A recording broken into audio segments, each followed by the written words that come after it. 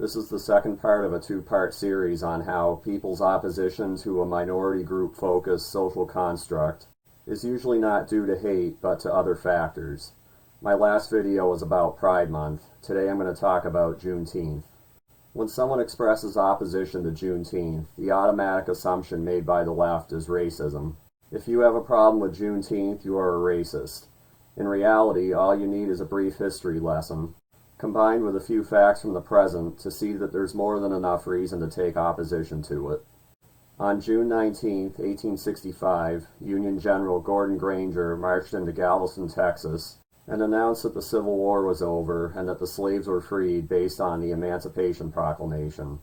But this executive order by Lincoln, who at the time had been recently assassinated, only applied to slaves in the 11 Confederate states, and not to the other 24 states, 6 of which still had slaves.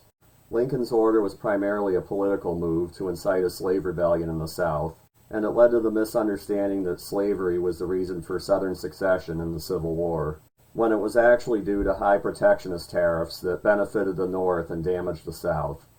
Ultimately, slavery wasn't abolished until the 13th Amendment was passed, effective December 6 of the same year, 1865. So if there's a day that officially commemorates the end of slavery, it should be December 6, not June 19th. I really don't think our federal government is so ignorant of our history that this is a mere oversight. So the question is, why was June 19th chosen as a day to celebrate this event? Well, Juneteenth was celebrated in various ways, primarily in the African American community, with good intentions, long before it became a familiar day to most Americans.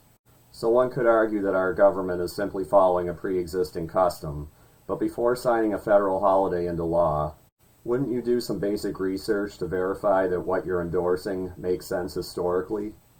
When Biden signed the Juneteenth National Independence Day Act into law, its name confirmed many people's suspicions. The main objective of the holiday is to replace the 4th of July, America's actual Independence Day. The idea behind this is that the U.S. didn't actually become a free nation until the slaves were freed, which sounds at least somewhat valid. The thing is, July 4, 1776 wasn't the day that Americans obtained personal freedom. It was the day that the Declaration of Independence was ratified and the 13 colonies became independent from Britain. To declare Juneteenth as our actual Independence Day is to suggest that after 89 years of the colonies no longer being subordinate to Britain's monarch, King George III, on a day when slavery ended in some states but not others, is when we finally became an independent nation. This makes no sense whatsoever.